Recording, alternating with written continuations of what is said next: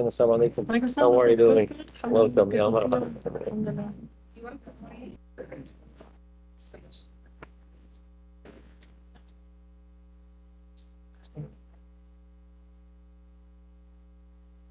Assalamu alaikum wa rahmatullahi wa barakatuh.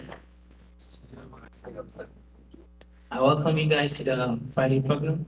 And inshallah, I'm going to start by introducing our prestigious speakers today. My name is Nadir Ayyub Saleh Harun. And on my right here, we do have Dr. Ahson Al-Adwan. He's originally from Egypt, and he has a master's in clinical psychology. He also has a PhD in electrical engineering. What he does is basically he focuses on counseling via Islamic spirituality and also psychology. So he fused both of them and help patients with that, okay? And he currently works at the council department at Rahma Center at Lake Forest, California. And also, at my extreme right, we have Dr. Sakina Mirza. She's actually a licensed clinical social worker, and she has a master's of social worker, which she obtained from UCLA in 2016. She's actually fluent in Hindi, Spanish, and Urdu. She Not fluent, alhamdulillah. she actually deals with a lot of patients stemming from teens to adults and elderly, like 65 and older. And she basically helps people with depression, anxiety, PTSD, acute stress disorder, so on and so forth. So without much ado, I'd like to present our speakers today.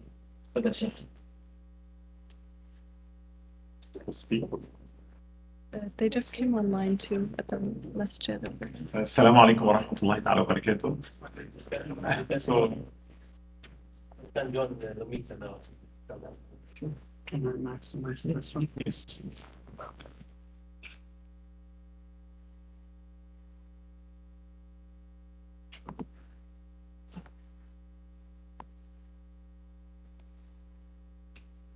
Should we start being able to speak perfectly? Yes, you can. I'm just removing this from the stage.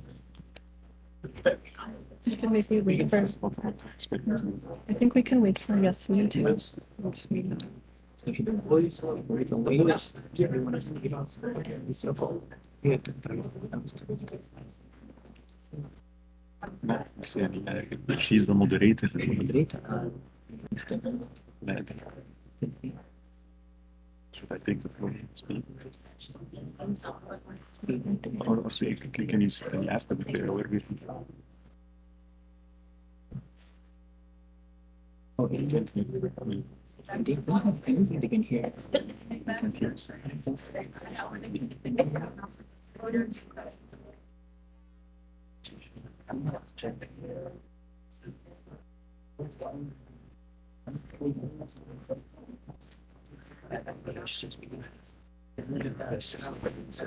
You can start speaking. Speak about what really.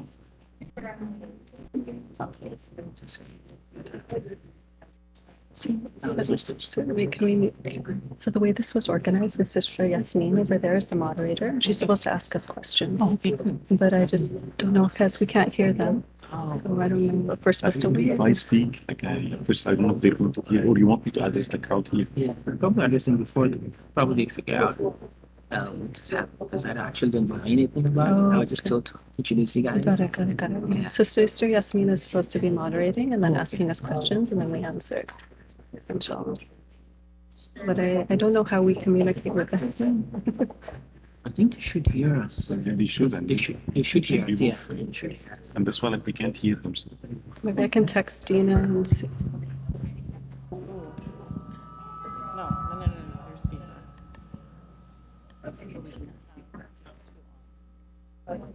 So when there's something, we just Interested in seeing how you deal with patients.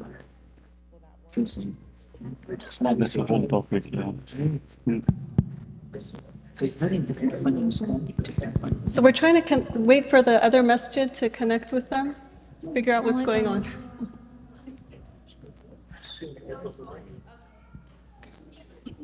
Can they see us? Well, he did a thumbs up.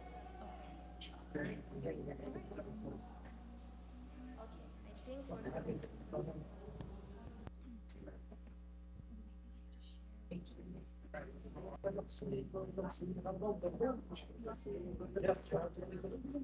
Testing, Assalamu alaikum. Welcome everyone. السلام عليكم ورحمة الله تعالى وبركاته. جزاكم الله خير all for being here and for being patient with us while we figure this out, inshallah. جزاكم الله خير. I don't know if you can hear me on the other side. Sure, they're not responding. We can hear you. Okay, same here, alhamdulillah. جزاكم الله خير. Are we good to start? They're still in echo. We just have this. Yeah, we only We have are. Yeah, that's good. Speaking first, so I got the first question. Okay. Sounds good. So we should just sure.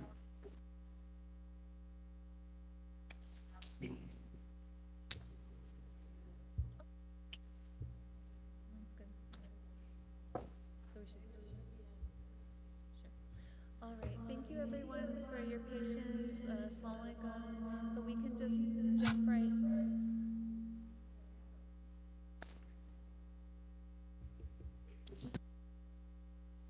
We're having some technical.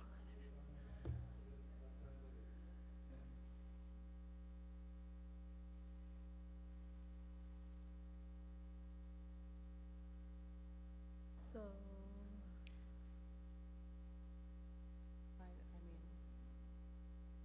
So I'm going to ask if our panelists can briefly introduce themselves, inshallah.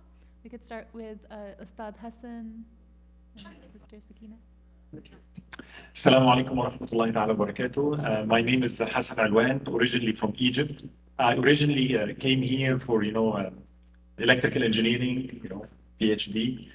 Alhamdulillah, I also have a degree in clinical psychology, master's in clinical psychology. I do a lot of work in Islamic causes. So my biggest focus is that what we really need is not just psychology. Islam itself has a lot of spiritual legacy. We have a lot of good work. Allah subhanahu wa ta'ala told us a lot about the psyche of the human being. So what my passion is about, what would I call pastoral counseling? That when somebody comes and he's good Muslim, and he's seeking advice, but Allah subhanahu wa ta'ala, Muhammad sallallahu alayhi wa sallam, the Quran has to be a part of this. So what we really need is someone that's versed in Islamic spirituality, not just fiqh, the ailments of the heart, plus secular knowledge of psychology, evidence-based methodologies, combining both and then coming up with interventions that caters to our community from that perspective. That would be my passion. Currently, I do work with IGNA Relief. We also have in the masjid I go to in Lake Forest called Rahma Center, we have a counseling department, alhamdulillah, that we try to offer this service to our community. Jazakumullah khair for allowing me to be a part of this. Jazakumullah.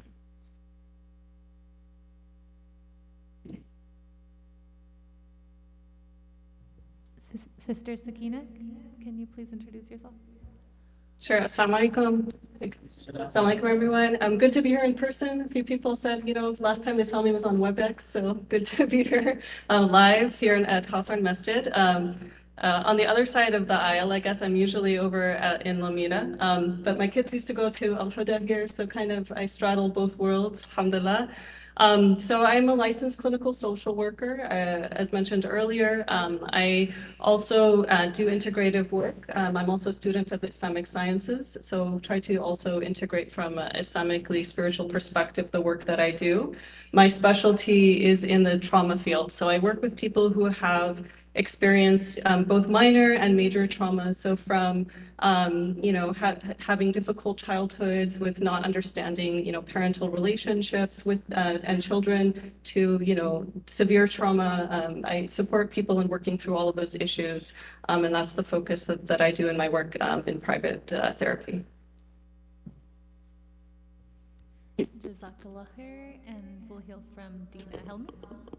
Assalamu alaikum, everyone. My name is Dina Helmi. I am the Director of Counseling Services at ICNA Relief. I'm a licensed marriage and family therapist. I also work with the county in greater mental health and recovery services issues as well. And we are honored to be here and so grateful for our sister masjid and the representatives over there being able to, inshallah, bring an awesome program and really shed some light on mental health today. So thank you, Yasmin, and introduce yourself. Yes, thank you all so much. So my name is Yasmin Irfani. I'm the program manager at ICNA Relief in the Crescent Counseling Services, and really excited to be here. So I have a few questions that we'll ask all of the panelists. Whoever feels called to answer can do so, and then we'll open it up to anyone from both of these masjids to ask whatever you would like. So the first question is actually for Sister Sakina, which is, can you explain what is mental health? Yeah, that is the big question, right? That's why we're here. And it's a big word that I think confuses a lot of people. What is this thing that we're always talking about? So when we talk about mental health, we're talking about a few different things. We're talking about wellness from the perspective of one's thoughts, one's emotions, how that shows up in the body, and also one's spiritual space, right? And all of those things, how they intersect and come together. So when we talk about mental health, we're talking about someone being at peace or like at equilibrium in all of those spaces. So, when someone has, when their mental health is good, right, then they're kind of able to move through difficult situations. They're able to ride the waves of stress day to day, right? They're able to make choices that are generally for the best in their lives. When their mental health is suffering, and it can be from a lot of factors, right? And we can talk about that too, like what are the risk factors that can impact someone's mental health? It can be internal, it can be external, it can be a lot of different things that can compound it. But when someone's struggling, right, they might struggle with functioning, right? Their functioning might be deteriorating. They might be having difficulty in their relationships. They might be having difficulty sleeping, eating, right? All of those basic things. Or their mood just might be really off and not quite feeling right? Or feeling up to it. And so when someone's kind of in that funk, right? Or in that space where they're just not quite up to par, then we say, okay, maybe there's something that's a little bit off balance in their life, whether it's internal or external. And that's when, maybe they could use some support in working through that. Jazakallah khair for that. And the next question is for Ustad Ahson, which is, what would you say to someone who thinks, when our deen has all the solutions, then how come Muslims are still struggling with mental health conditions? Bismillah, a very good question, right? It's a very, very good question. And indeed, first of all, yes, the deen, our religion, Allah subhanahu wa ta'ala, what He said is definitely a cure not only for psychological and spiritual issues, even for bodily issues. It has the wellness of this life and the hereafter, right? So the question is, well, Muslims do have religion, Muslims have the deen, yet we're suffering, yet we still have issues. What's wrong? What's going on? And I'll give you an analogy.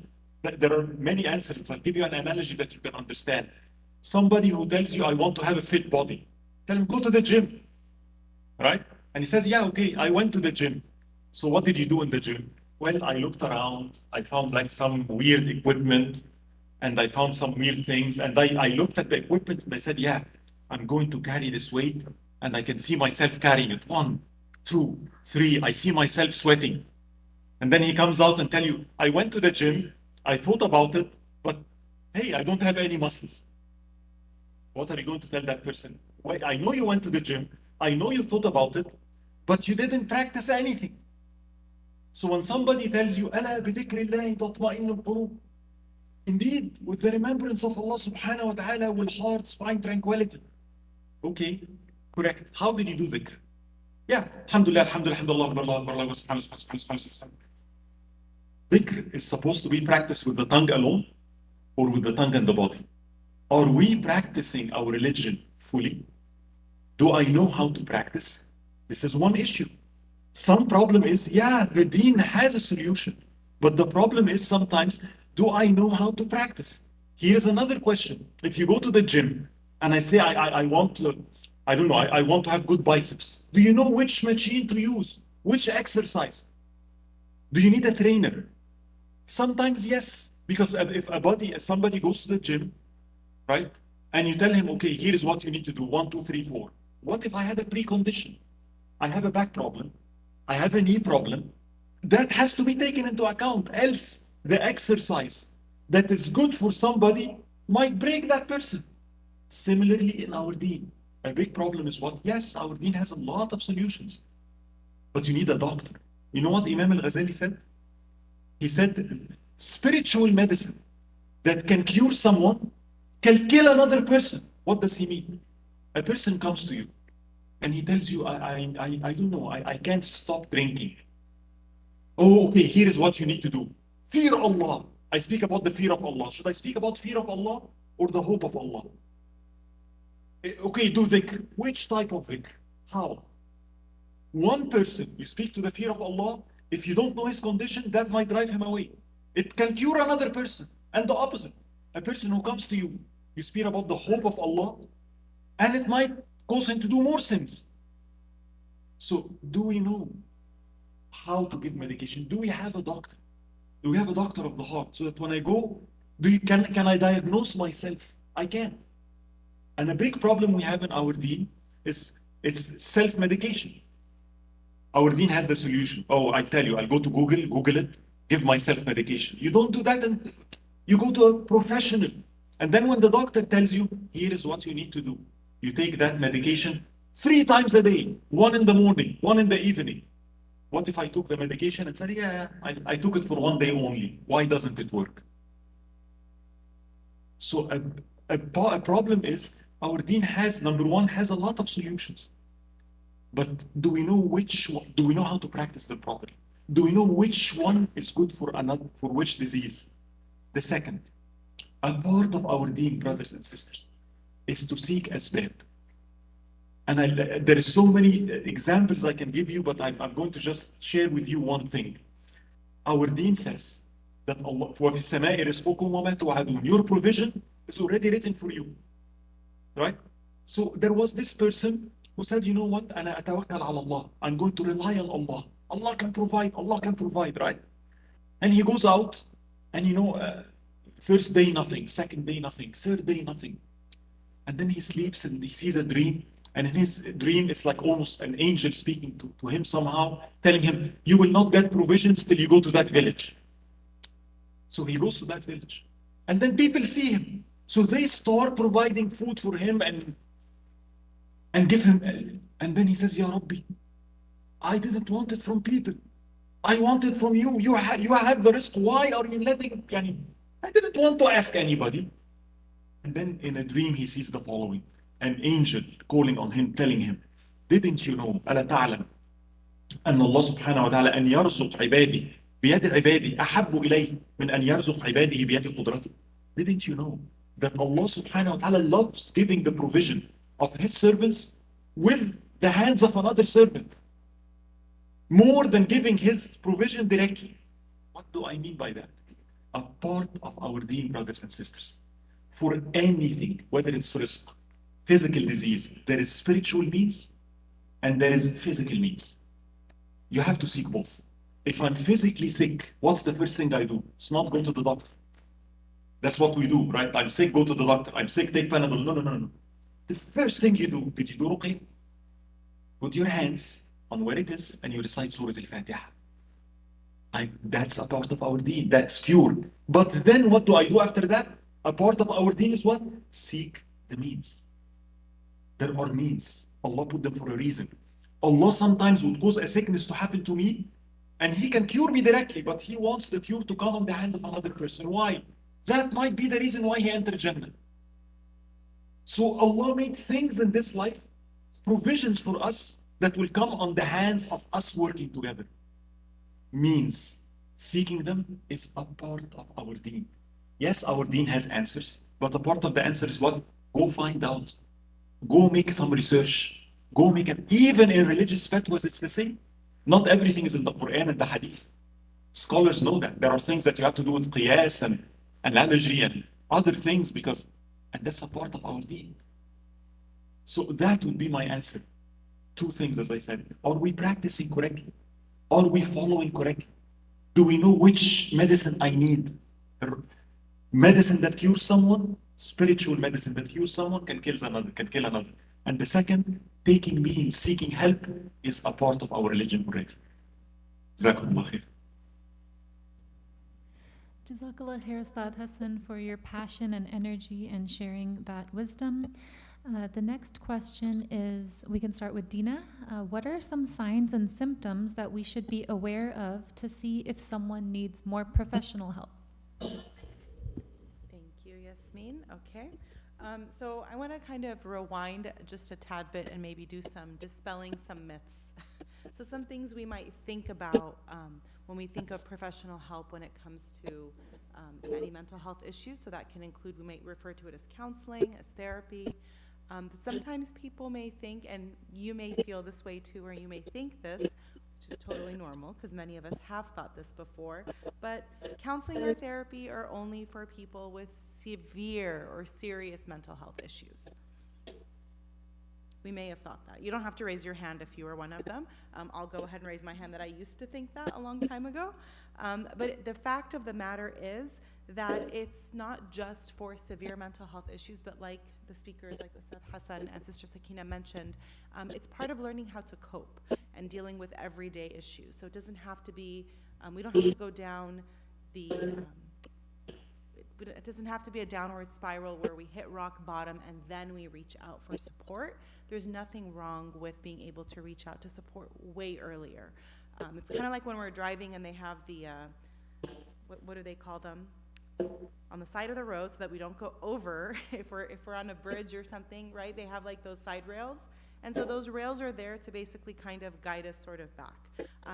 They don't just say like, well, you should know how to drive, and then if you fall off, then we'll get you help, right? So it's there to kind of keep us in check, and that's the role that a therapist or a counselor can play too. It's sort of helping kind of guide, and before it gets too bad, let's be able to see what are these behaviors, and we're going to get into that in a few seconds. But what are the behaviors that we can support with? So that's one of the common misconceptions. Another one is that if I reach out for support, if I go get counseling or therapy, then it means I'm weak. I should be able to handle this on my own. And yes, we hear this all the time, and it is very common. And the truth of the matter is that if we could do everything on our own, we probably wouldn't have been created with the need for community and the need for people in our world. If everyone could kind of just make it on their own. But we are intended to be able to rely on each other, to support each other in our journeys in life. And we do this spiritually, right? When we come to pray, we're praying all in Jama'ah. We have this sense of community together. We also do it in our professions. Many professionals will also have organizations and groups where they are able to seek mentorship or be able to sort of get that additional support. We do the same thing when it comes to us being able to be the best version of ourselves. So if we're struggling a little bit, we're designed to be able to reach out and ask for support from those people around us. And then if they're trained in it, then wow, how blessed are we if we have access to that. Okay, so that's sort of like a little bit of the misconception piece. But if we switch it into what are some signs and symptoms maybe that a person may require some additional support. So we always talk about two things with signs and symptoms. Signs are things that we can see, they're visible, similar to when we're driving and there's like a stop sign or any of the signs, speed limit signs, they're things that we can see. Symptoms are things that are felt, so we can't necessarily see them, but the person experiences them. So when we're looking for ourselves, or sometimes it's easier, or we're able to spot it better with those around us, we're looking for changes. So there's not like a prescriptive thing. If a person meets 1, 2, 3 criteria, then they need to go see a therapist. But it's oftentimes we look for changes. So we look at sleep patterns. So we're going to look at disruptions. It could be with sleep patterns. If the person typically doesn't sleep that much, and all of a sudden now they're sleeping a lot, or they used to sleep a lot and now they're barely getting any sleep and they're just kind of going off of that. So it's kind of a big change for the person. It could be related to eating. If a person typically has a good appetite and all of a sudden they don't have an appetite, or vice versa. They typically maybe they don't have a big appetite necessarily, and then now maybe they do. So it's these changes that are happening, and they're very specific to a person, right? It could be racing thoughts. Need to be closer? Okay. Is this better? Okay. Racing thoughts. So intrusive thoughts. If a person's not able to go about their normal functioning, okay. If they're not able to go about their normal functioning, because now there's the disruption in thought, for example, or trying to think. Sorry, got a little bit distracted. But see, that distraction might be normal because there was a normal interruption, so that it's common. But if I'm always distracted and I'm typically very sharp and on it, then that might not warrant, that may warrant seeking some professional help. If a person is having a hard time in relationships, so a lot of times some of these changes can lead to a disruption in relationships. Maybe now they're fighting a lot more with their significant other or with their family members, or a loss of interest in typical activities. It's someone who used to play soccer every single Saturday, very adamant, being there with people every Saturday. They played at this time with this group, and now all of a sudden they have no interest in playing soccer. And not just like, oh, well, now they got a job, and so they have to be there and they have to work Saturday mornings. No, that would be an understandable reason for that change, but this would be a more of, I don't feel like it anymore, right? And if you know the person and you know how passionate they were about that before, and now it's not being substituted or replaced with anything else, then it may be a cause for concern. So now maybe they're starting to withdraw. They used to hang out a lot with their friends, and now they're kind of going on their own, spending more time alone. And so I'll pause there and see if anybody wants to add anything, or if you want to go on too, because I know there's so much that can be shared, so I just have to reel it in and give others the chance to follow. Yeah, no, that was great.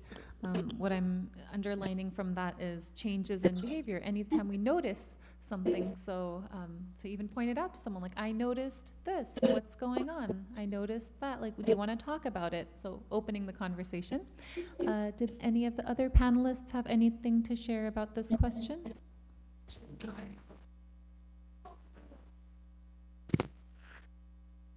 I think, mashallah, Dina covered it fairly well, or very well. Awesome. So the next question, and maybe Sister Sakina, we can start with you and Ustad Ahson, which is, what are some helpful things to say and do if we know someone going through a mental health challenge? Yeah, Bismillah. So when somebody goes through a mental health challenge, when you see somebody in distress, somebody comes and tell you, I'm anxious, or I'm depressed, or I'm having mental health, can be interpersonal relationships. 70% of the cases I see in the center, 70% of Muslims that come, it has to do with the relationship. My son, my wife, my husband, my parents, right? And it causes enough distress that mentally you can't even sleep, right? So let's say you see a person who is mentally distressed. Out of compassion and passion, what do we want to do?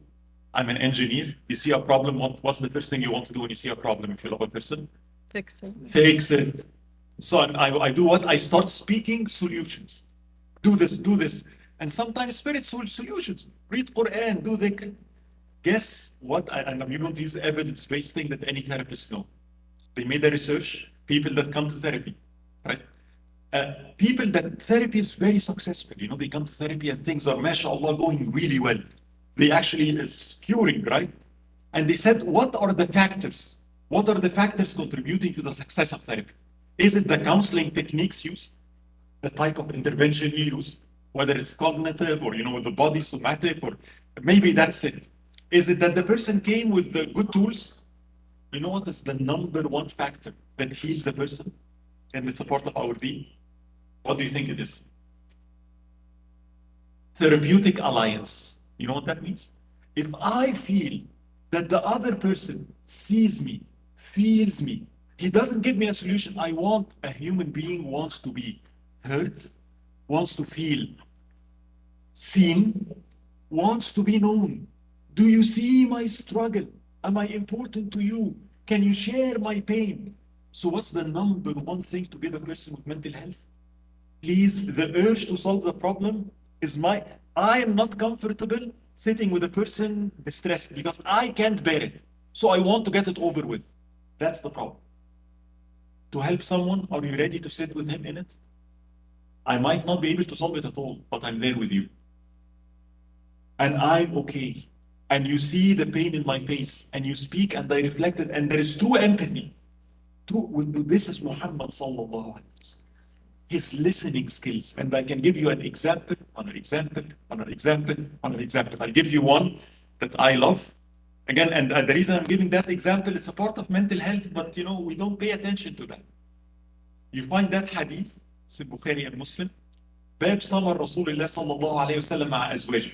Speaking about now marital relationships, right? So that is the chapter Muhammad sallallahu alayhi wasallam talk with his wives. Just nighttime. And it's a long hadith narrated by Aisha. The hadith is 3 pages. Hadith Zara. What is this hadith about? The hadith starts the following way. Aisha radiallahu anha comes to Muhammad sallallahu alayhi wasallam and he tells him, Ya Rasulullah, in the times of Jahiliyyah, 10 women came together and they decided they're going to speak frankly about their husbands. Can you imagine the disaster now? And then the hadith goes, Aisha says, the first woman said, Zawji is kada, kada, kada. And the second woman said, and you should see what they're saying about their husbands. And the third woman said, and the fourth woman said, and the fifth woman said, and she keeps going. Where is the Prophet sallallahu alaihi wasallam? Listening. Right? And here's the interesting part. She comes to number 10. All of them have problems.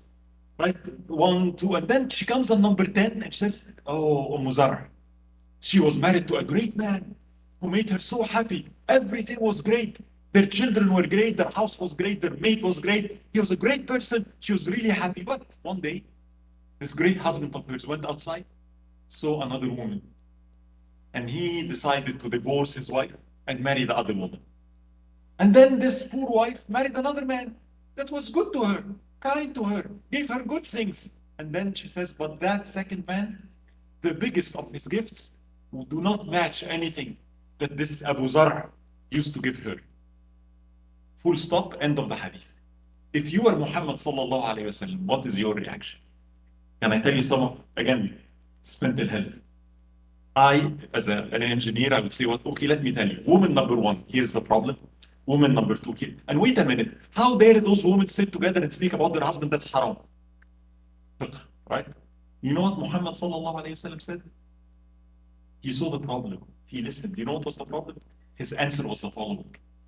I am to you like Abu Zar was to Zar, but I will never divorce you. What is he speaking about? You know what's underlining this? What is Aisha radiallahu anha saying? Women get married. Many do not have great husbands. And some, like Zar, had a great husband. She was very happy. But it ended up her husband divorced her. What is she not saying? I am married to a great man. Muhammad sallallahu alayhi wa sallam.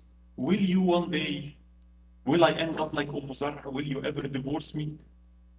So he says, what sallallahu alayhi wa sallam? I am to you like Abu Zar was to Zar, however, I will never divorce you. What do you call this? Emotional intelligence? He's listening, he's present, he understands. That's, I think, the number one thing we can give people with mental health problems. I might not be able to solve your problem, but I'm there for you. I understand you. I can sit patiently with your pain. That's what people need. Everybody's so eager to speak nowadays. Find it on social media. Posting, posting, posting. Nobody's listening. People are dying to be heard. I think this is one of the biggest things as Muslims we can give. Remember the Quran says, they said about Muhammad sallallahu alayhi wa sallam, قالوا هو أذن. What's this? This Muhammad, astaghfirullah, his big ears. قل أذن خير لكم. Yes. He hears, really hears and understands. And I think we really, really need to train ourselves for that. To listen with empathy and understanding. That's one of the biggest things we can give to people and children.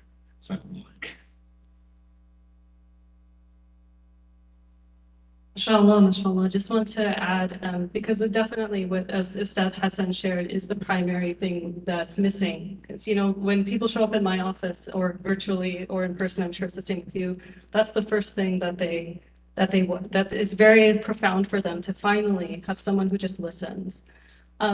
So the other just quick thing I would add is this is the biggest first step.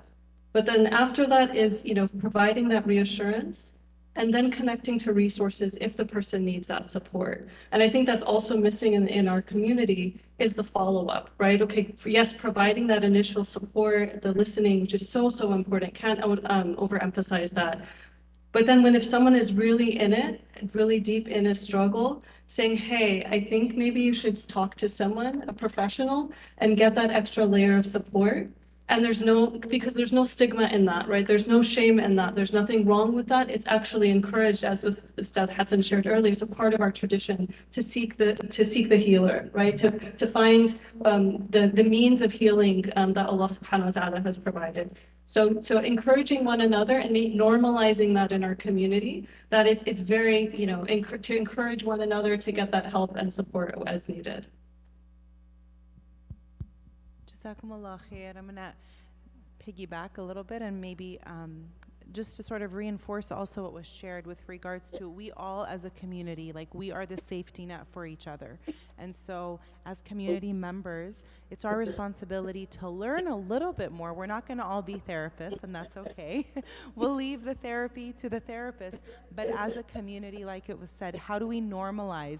So alhamdulillah, events like this tonight, all of you being here, those of you who are catching this on you know, as it's being streamed, everyone inshallah who has that intention of wanting to learn a little bit more, to be able to help or be able to at least have information of where to go. And so if all you do is normalize to someone who's having a hard time, maybe, you know, it's okay, like if we can normalize going and talking to someone, go see a therapist, go see a counselor, that's a huge step.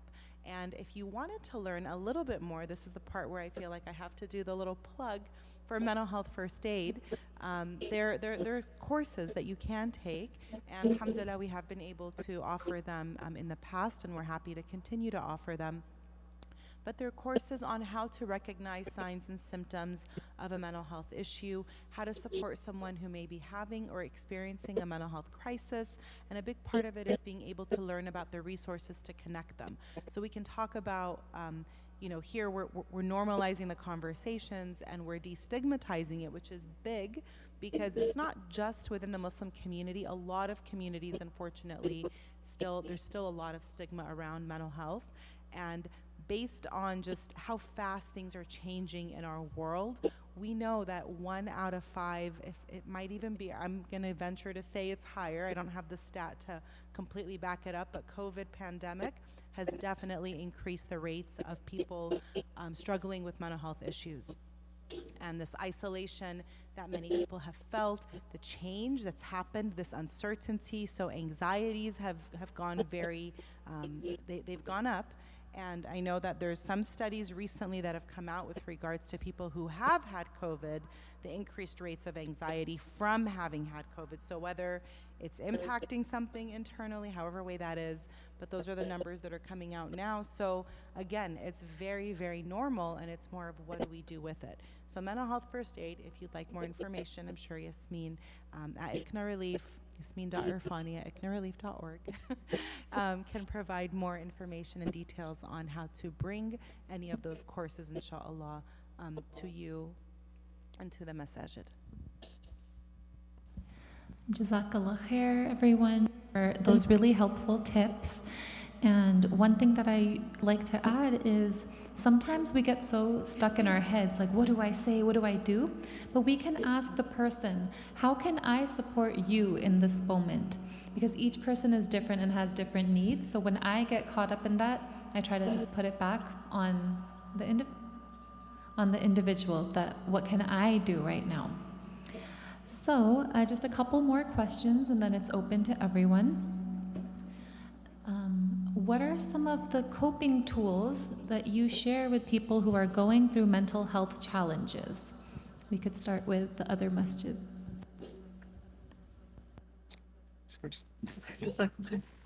SubhanAllah, it's a big question. It does depend on the individual, what they need. And I think Ustad Ahson again laid it out in his opening, talking about some of the spiritual tools that we have, right? And I think a lot of it is slowing it down, right? Because we are so rushed, right, to do the next thing, to fix the thing, to fix our problem, or to, you know, our lifestyle here in the United States is so disconnected. So like at this pace that's just not natural, right? And a lot of the anxiety and depression that we see is from that inability or that difficulty in keeping up, right? With all of the responsibilities, all of the expectations, and then also in all of that feeling so alone, right? So some of the things that I encourage people to do is kind of just slow it down. So as a trauma therapist, what we look at is integration, right? So we think about, you know, the mind, or the thoughts, the body, and the emotions, right? And trying to figure out how to bring those all together when there's stuck places. So some of that is trying to be more what we call embodied, right? And this is our sunnah too, right? It's really about being presence, right? So when in all of our daily actions, trying to be more mindful in those things. So that's kind of just like a basic strategy of trying to find a rhythm that works.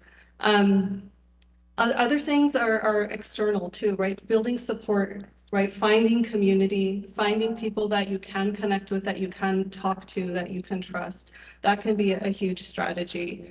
And so part of that is a community responsibility too, right? There's so many people that I talk to that, you know, even they come to the masjid every week, but they don't connect to anybody there, right? Everyone's kind of doing their own thing, or it's a very minimal connection and it's not heart to heart. And people leave the space and still feel very lonely, you know, and so many people I talk to, this is the situation. So it's trying to figure out ways as individuals, as a community, how to help hearts connect to each other so people feel felt, as Ustad Ahson shared earlier. I'm trying to think of other strategies. Another strategy is thinking about how we're thinking about things. A lot of distress comes too from what we call distorted thoughts, right? Or distorted, the way we think about things is not quite accurate, right? So the same situation, I give this example a lot, so I'll share it with all of you. Imagine a kid who's walking on a playground and another kid comes by him and bumps him in the arm, right? Because of his life experiences, different situations, his automatic thought is he did that on purpose. So how's the first kid gonna feel if he's thinking, oh, that kid bumped me on purpose? Someone who's here in the audience, what do you think? Yeah. Yeah, he might feel really hurt, right, and disappointed. And then what might he do in response?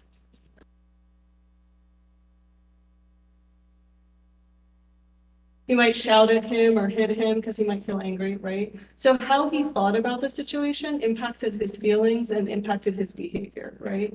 So imagine the same situation, but different kid, different life experiences, different circumstances. He's on the playground, kid bumps into him, and his automatic thought is, oh, I wonder if he's okay, right? What are the emotions that might come up for him if that's his thought? He might be concerned, right, or curious, and then what might his response be? He might turn to him and say, hey, you okay, right? Or he might just say, oh, no big deal, and move on, right? So how we think about things impacts how we feel and impacts how we behave after that, or our actions. So sometimes we can catch it, right? Is there another way I can think about this situation? right? Is there another way that I can perceive what's going on that can support me through this? Because sometimes our perceptions are not objective, right? They're not 100% accurate. They're tinted, right? They've been shifted because of the things that we've gone through or the experiences that we have. So sometimes working with people to try to say, hey, is there another way to consider this or think about this can really help us, right? And sometimes that's thinking about what are the things that are going well in our lives, right? Trying to focus on that too sometimes can help us to try to shift that paradigm. So those are just a few of the things that come to mind. Yeah, Bismillah, Alhamdulillah. SubhanAllah, the first thing she said, the first thing on my mind, right? So, one of the biggest ailments we have nowadays that's causing a lot of distress, and then the next generation for our kids, it's even worse. It's what? Slow down. If I ask you about the kids nowadays, if you put them 5 minutes alone in a chair with no phone, nothing, what happens? Can they just sit? What is my? Do you feel it?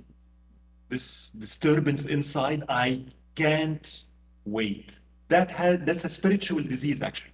Has a name. It's called al-ajala. إن العجلة من الشيطان. Hastiness. والتؤدة من الإيمان. You know what تؤدة is?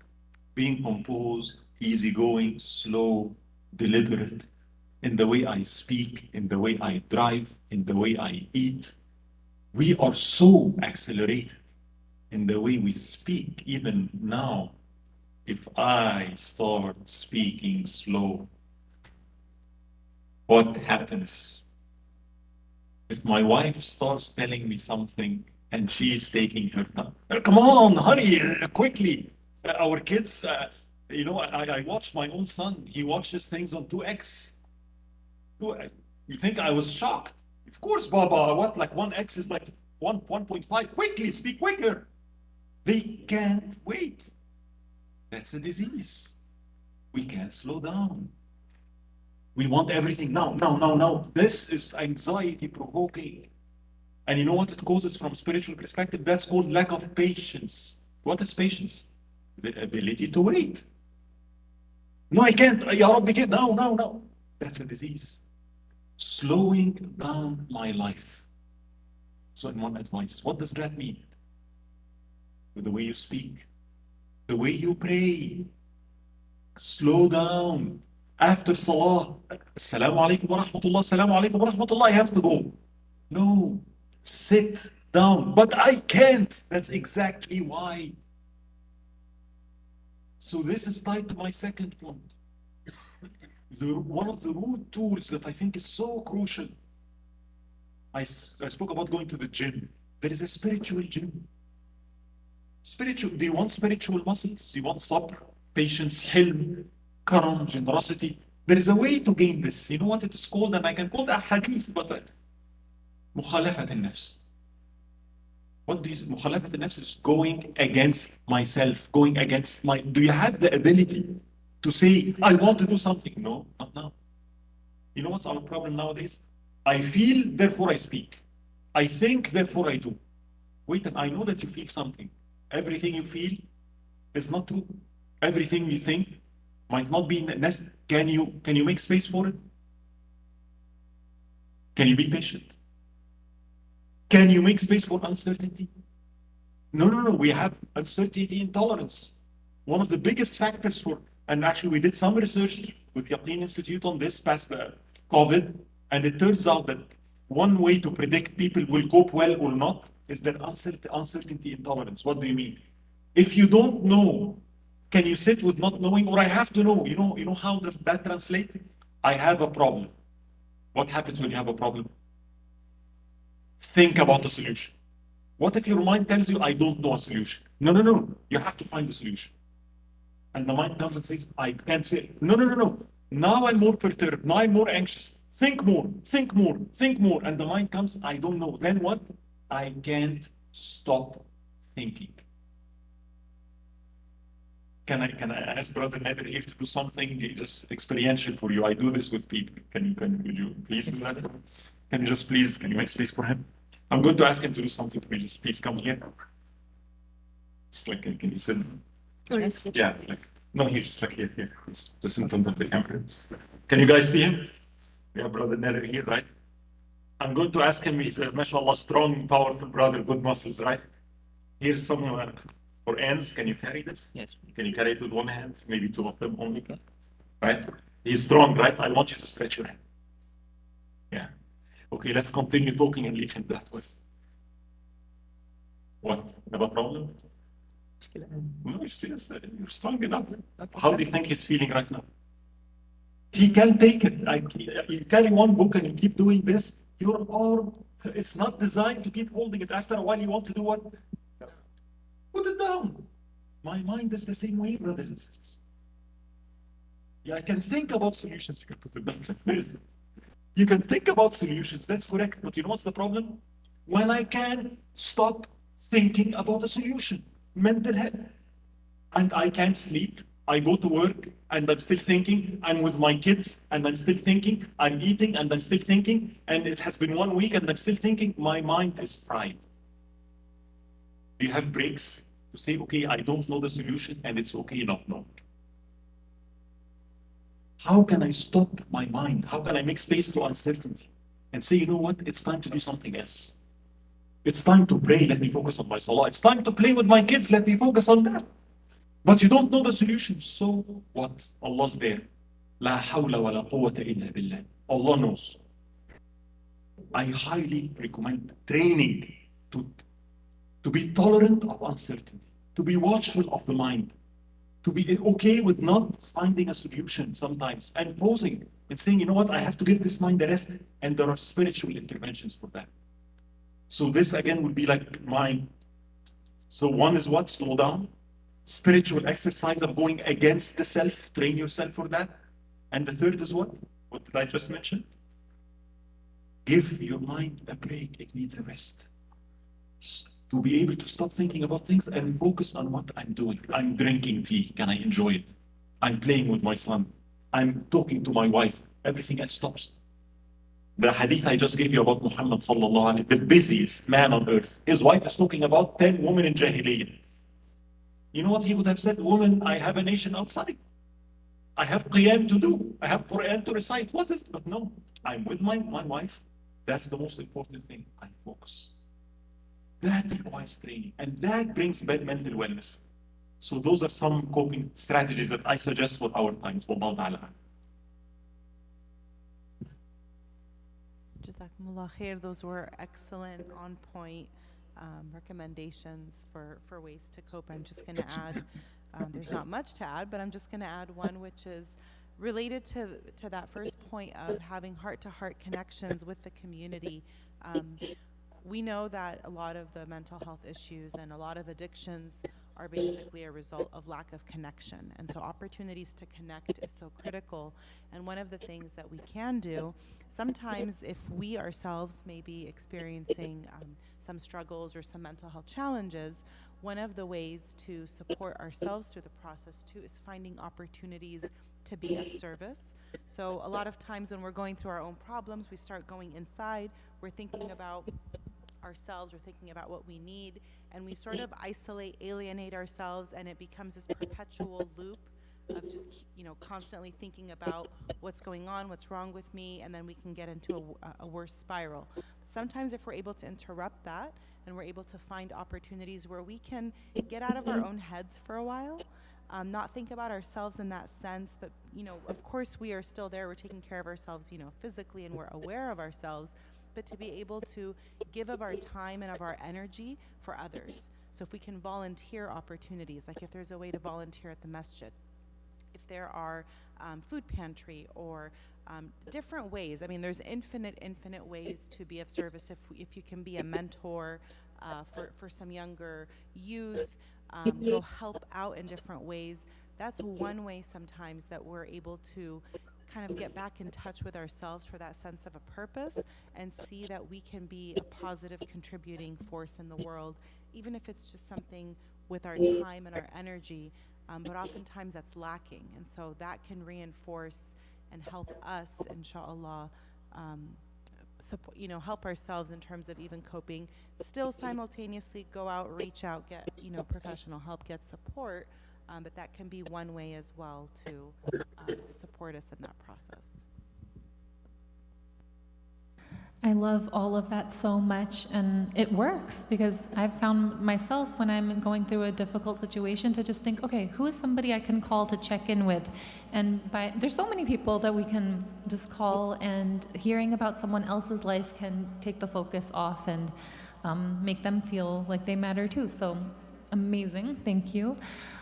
So at this time, I would like to open up any questions for the community. So is there anyone here in South Bay? You have a question? One second. Do you mind saying it on the mic? Thank you. Yes, sister, you mentioned the symptoms of mental health.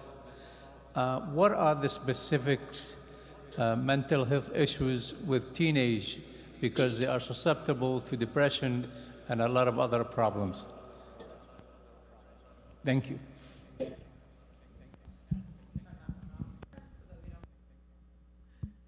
Okay, so yes, with teenagers sometimes, and again, I'm going to have to reference a little bit back with the youth mental health first aid. So it's kind of designed for learning about typical adolescent development and not typical adolescent development, right? So a lot of times the teenagers may be more susceptible to depression, to anxiety in those cases. So what do we look for? And the big thing there is looking at, there's going to be changes because they're going through puberty, they're having hormonal changes in their bodies, their social life is going to look different. So some of the questions becomes, we look at it, okay, if they're wanting, for example, now they want to spend more time by themselves. Okay, well, most teenagers, is that something to be worried about? Is it not? So where it comes to, is it just more of they're asking for the privacy, or are they doing it more like secrecy? So is it more of they just want to be alone, or do they want to be alone all the time? Or do they want to be alone and find time with their friends? So is it more of like, we're not going to spend time with family, but we're substituting it with friends, or we're not substituting with anybody and they're actually just kind of going off being very alone? That may be a cause for concern. Looking with teens as well, we cannot rule out, we have to also be aware that there's a lot of substance use that happens, right? They may be, that may be a question, and sometimes we're not comfortable as a community talking about it, but we need to be because it's in our environment, it's in our world. So it's looking, are they becoming more secretive? Is there, who are they hanging out with? Who are their friends? And so it becomes more of looking at what are the changes that we're observing. So a lot of times if we're observing changes where they may be much more irritable, they're much more reactive, or maybe there's a lot of, they're agitated all the time. Okay, so that may not be, it's okay for them to kind of want their own space, but if they're on edge all the time, there may be something more going on. And again, similar to sort of what Yasmin had mentioned, a part of it, sometimes we just assume like, well, maybe we just don't know, so it's not comfortable to talk about it. But as parents, as family members, if we notice this, if we stick to what we're observing. So sometimes we say like, you're acting so strange, you're acting different. What does that mean? But if it's, I notice that, you're not coming out having dinner with us anymore. Okay, or I noticed that, you're not, you don't want to go to the masjid, and you used to be like the first one who was kind of getting us all up to go because you wanted to go see your friends over there. So then we open a conversation where we open that door, and it's not coming from we are bashing them, or we're yelling at them, or we're getting, we're frustrated. We have to check with ourselves before we reach out to family members. It's like, what's our purpose for that reaching out? Are we reaching out because we want to open that door to be able to have conversation? Because similar to also what Ustad Ahson said, right? They want to, and what Sister Sakina mentioned as well, is they want to feel seen, heard. They're the same way. And so if we have to train ourselves as the adults sometimes to be able to not show our level of anxiety or fear. But we can be real too. I'm concerned about you. So it's highlighting that piece. But for each person, it's going to be different, but it does get a little bit tricky when we're talking about teenagers, because is this just normal, or all teenagers? Like, this is stuff that they go through, or is this something to be concerned about?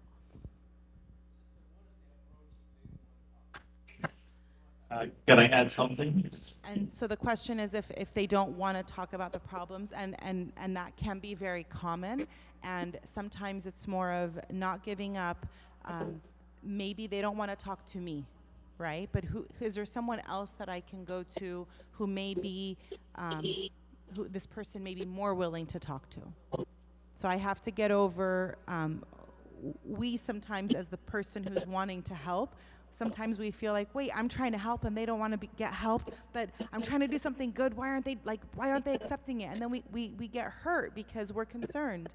But if we take it a step back, they're probably going through a lot of stuff. They're uncomfortable themselves. How do we be patient, not make it about us? And if our intention is truly we want to get them the help, then we might have to get creative to find someone else who might be able to talk to them. And then we stay informed that way, but we have to check with ourselves, because we have to make it safe also for them to be able to talk. What, yeah. Anything anyone wants to add from from Hawthorne Masjid for that? Yeah, Jazakumullah khair. Just a few pointers here and there. One of the biggest problems, like when you're teenagers, adolescent, what is it about? It's developmental, like when we develop, there's different stages, right? And it's one word, identity formation. Teenagers about who am I? It's the time when they realize, hey, me and my parents, maybe I'm different. Who am I really? Why am I doing this? Am I what? A Muslim, an Arab, an American? What stance should I take? Who's me? And I want to establish my identity. That's the time where they face an identity crisis. And I want us, please understand that time we live in is extremely, extremely confusing. And I hate to say this. One of the biggest things, unfortunately, we see in the center, and I just throw it out to you, LGBT issues. A lot of Muslim kids have issues with that. Gender identity. Why? Because everything is confusing. Maybe I'm that way. Maybe I should be that way, right? So our kids are struggling with that. One of the biggest things to focus on is their identity. And my biggest recommendations is something in our deen. In this, remember yourself when you're a teenager. How did you feel? Energy. I can change things. They need a big goal. Something to fight for. They believe they can change the world. There are many things that needs to be changed outside. If you have that energy, please channel it properly. Giving them a cause, a challenge, a true challenge, where their identity can be established. There is something called ibadat al-muraghama. There is a fight. What am I standing for? We have people here that I know from the UCI days, Brother Aslam. And one of the things that characterized them when they're standing for something, the MSA is standing for justice, standing for Palestine. I know who I am. I'm a Muslim. That's extremely important for teenagers. If my kid doesn't have identity in the first place, he's confused about who he is. That's a big indicator. That's something that I think is something we should be focused on. Wallahu ta'ala. Jazakumullah khair.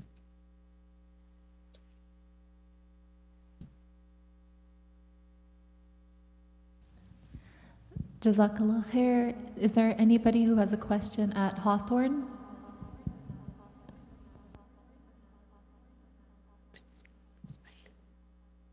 We have one question, I think.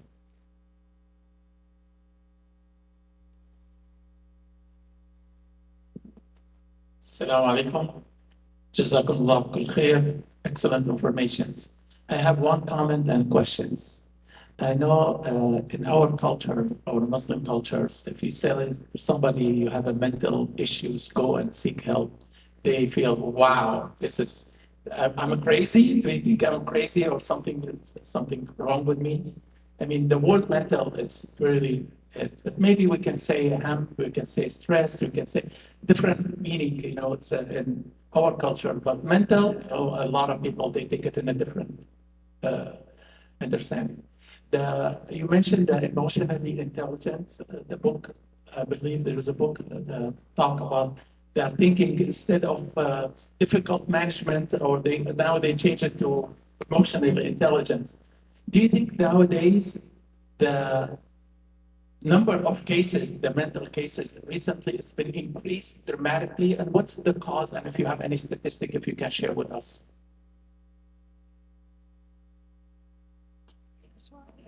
You can go ahead.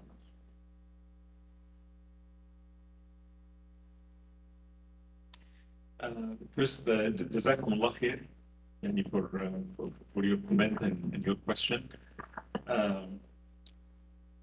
For the second part, with the emotional, what we call emotional intelligence, I would name it a different word. I would, from a psychology perspective, I would call it emotional regulation. We sometimes suffer. I can't regulate my emotions. Right? How can I regulate? I have emotions. They're there, right? But can I make my chest bigger? You know, from a Quranic perspective, the surah "Alam nashrah laka sadrak." We recite this surah so many times. This is very powerful. What Allah saying to the Prophet sallallahu alaihi wasallam, didn't we make your chest vast enough? Meaning what? People are still abusing it. There are still difficulties. There is still stress, but maybe you can't remove the stressors, but you can expand your chest. So when emotions happen, there is space for them. I can regulate my emotions. A big part of, there are many reasons for mental health issues. I would say attachments, upbringing is definitely one of them. Attachment wounds, trauma is definitely one of them.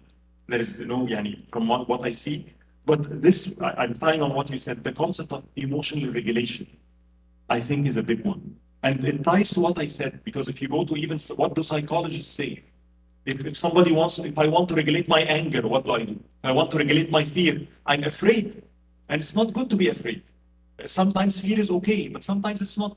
I want to go visit my mom, but I'm afraid to ride an aeroplane. You need to visit your mom. No, I'm too scared to ride an aeroplane. You have to regulate that fear. What do I do?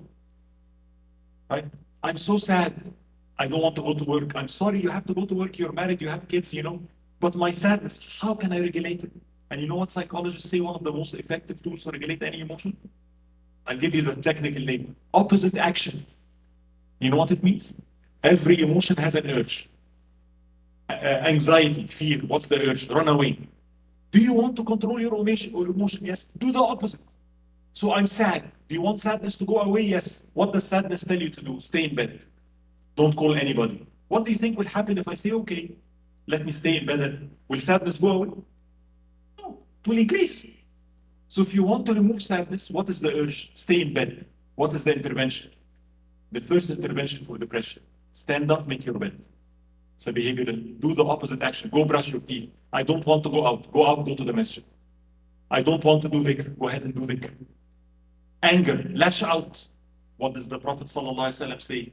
Go against the urge. Leave. Do not lash out. So I think that the ability to go, because we are catering so much to our desires in our society, everything you want, you get. Everything you want, you get. Everything you want, you get. Every emotion you have, you express. When it's time to regulate emotions, I have not been trained. And that causes a lot of distress. And this is only in the field that you mentioned about emotional regulation. And I leave it to Sister Sakina to add more. I'm sure you have a lot about trauma and Yeah, just to keep it simple, you mentioned book, and I was looking it up because I just started reading a book. Actually, a client mentioned to me, because I learn a lot from the people I work with, and I don't know if Ustaz Ahson could probably attest to that. We're constantly learning from the people we sit with, alhamdulillah.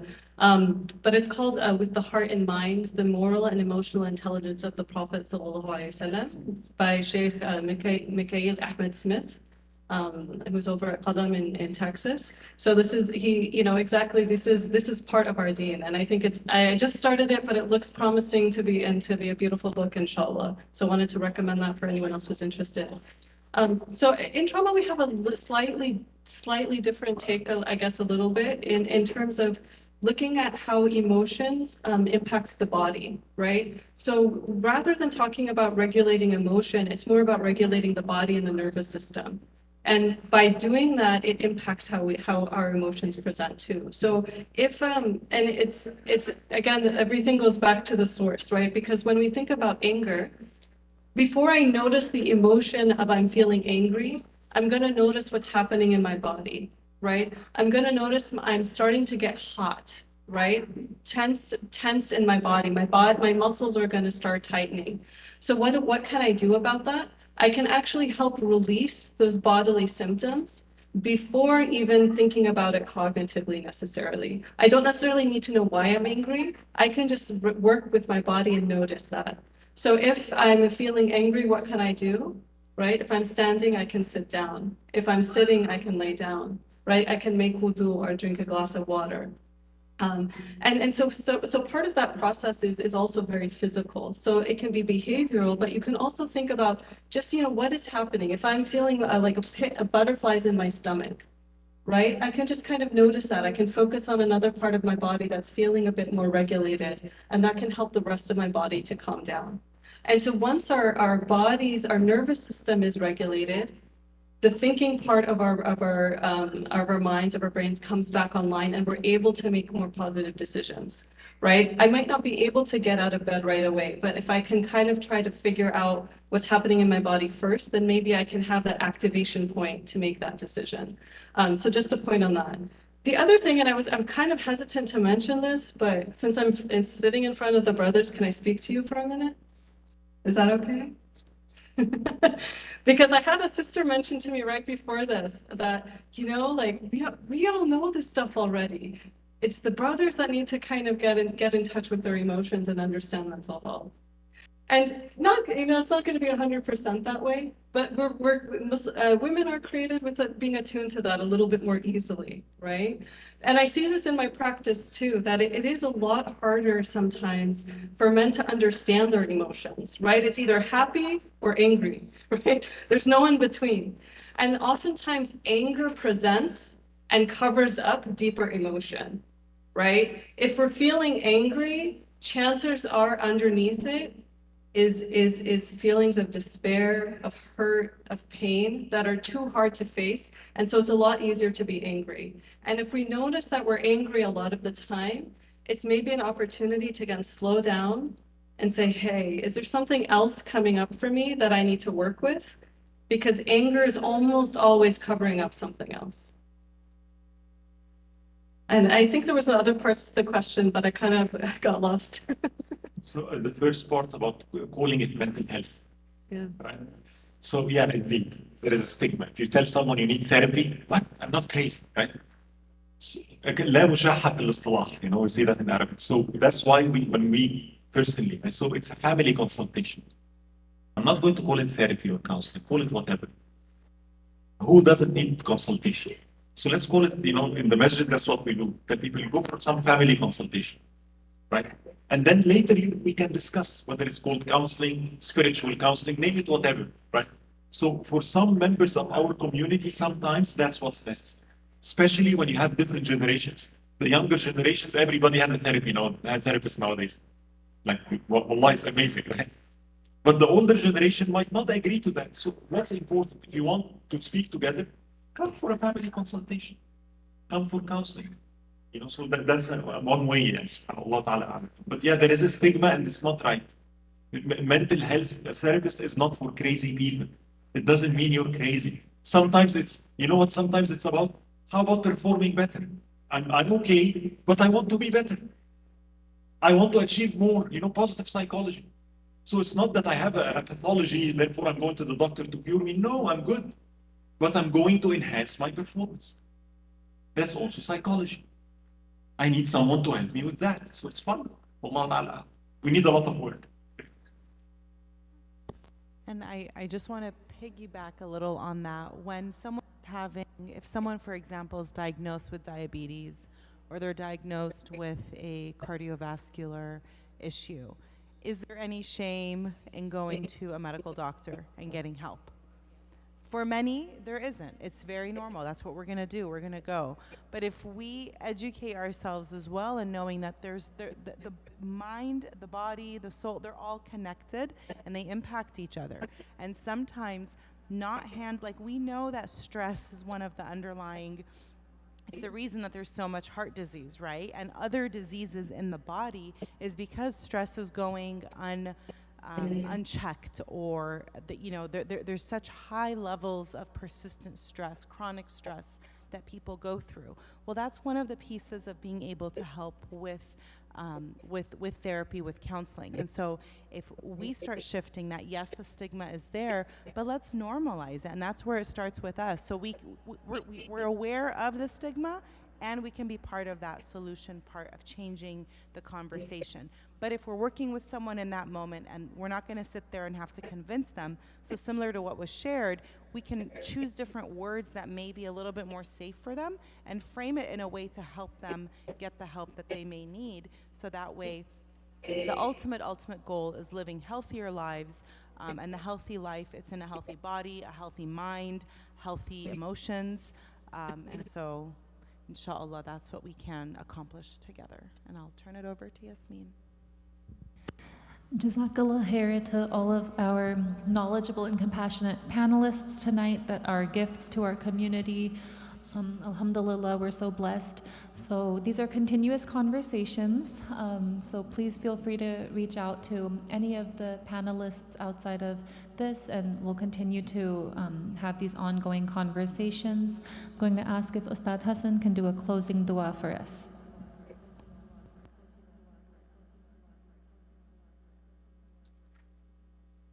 اللهم يا واحد يا أحد يا فرد يا صمد يا حنان يا منان يا ذو الجلال يا ذا الجلال والإكرام. اللهم إنا نسألك الثبات في الأمر والتثبت في الأمور والعزيمة على الرشد. اللهم ارزقنا لسانا صادقا وقلبا شاكرا. اللهم حبب إلينا الإيمان وزينه في قلوبنا وكره إلينا الكفر والفسوق والعصيان واجعلنا من الراشدين. اللهم حققنا بسلام الإسلام وأمن الإيمان وحسن الإحسان.